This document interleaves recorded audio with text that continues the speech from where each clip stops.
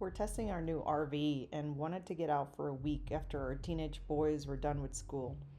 So we chose to do a loop around Colorado. For this trip, we chose to travel to Colorado Springs, Buena Vista, and Breckenridge, Colorado.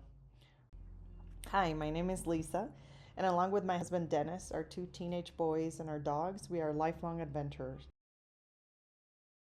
We stayed in Colorado Springs. We stayed kind of outside Colorado Springs, kind of up the mountain a little bit. And I think we liked it. There were a couple spots in town that were definitely felt like car parking lots, like kind of crammed in there. And yeah, it was like 15 minutes, 20 minutes to get to town, but we really liked it. Colorado Springs itself kind of attracted us.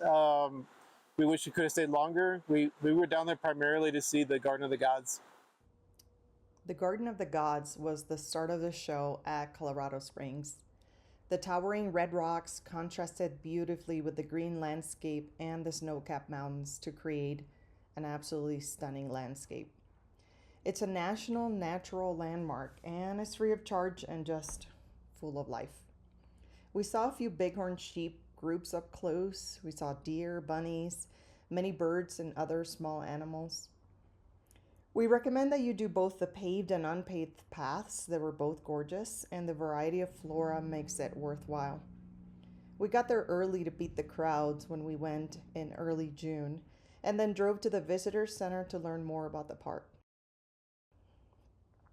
The trading post was another highlight, bright, modern, and lovely. The boys had a sorbet and a pretzel here, and while we expected a dark and dingy post, we were delighted to shop there. It was lovely.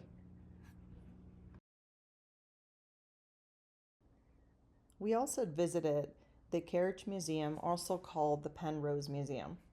We were a little bit skeptical about it, but decided to trust the 4.8 ratings on Google and actually visited. The Penrose Museum is free and showcases Julie and Spencer Penrose's collection of carriages, as well as the history and race car memorabilia of the Pikes Peak International Hill Climb, also called the infamous Race to the Clouds. Our last stop was the Manitou Cliff Dwellings, where you can walk through and see the architecture of the Taos Pueblo Indians of New Mexico. This was one that frankly fell a little flat for Dennis and I, but what do the teenagers think? Would they recommend it? Yeah, I think I would because there's a lot of places to kind of look and see around. It's not like you're focused in one area and you have to stay there. You can kind of move around and look at different pieces. Before concluding Colorado Springs, we have to mention the Burrowing Owl for food. The plant-based foods here were amazing and the desserts were to die for. After Colorado Springs, our second leg of the trip was to Mueller State Park, which is really like a half hour away from Colorado Springs where we were staying. And Mueller State Park was really, really well done, very wooded. I think all the sites were pulled through. I would say 90% of them were.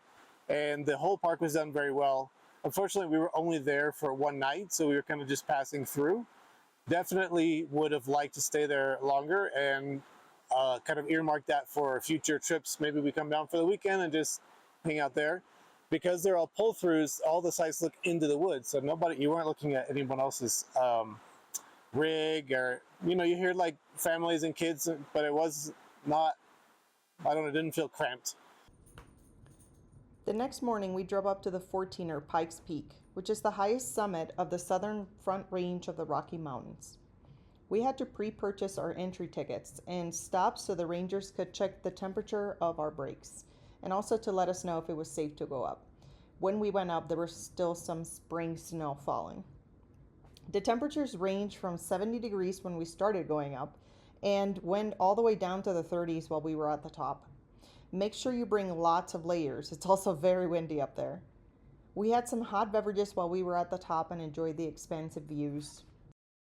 After Mueller State Park, we headed over to Buena Vista, the town, and stayed in a place called Mount Princeton RV Park, which is just an RV park, but what we really liked about it was done very well. I think I rated it 9 out of 10, and only took away one because they only allow one dog. So we were like in incognito mode for like the whole time. But they have like a business center. Lisa and I both worked a few days there. And we were able to work in there. Well, they call it a clubhouse, but it was, you know, just a building you could go to. and it really worked out well for us there to work. And then we go to the RV second half of the day. You could bike to town, which the boys did. We came to Tiger Run Resort, which is in between Frisco and Breckenridge, to kind of do what is going to become our final leg of the tour. We extended our stay in Mount Princeton a night because we needed to be kind of positioned for some important meetings. When we came here in 2020 with a rented RV and have liked it, Lisa got us a nice river spot, as you can probably see behind me. Very noisy, very calming. This morning, the boys and I biked to town. Lisa had an important meeting, and we just hung out in Breckenridge, did some arcades, had some vegan baked goods, and we were on a mission for a couple things and looking for in the shops. We were able to find one of the two things, but had a great time. Lisa finished her meeting and met us there about 2 o'clock. Did some more walking around, used bookstore. We went to the tea and spice store and had a dinner at Piante, which is a plant-based restaurant primarily focusing on pizza.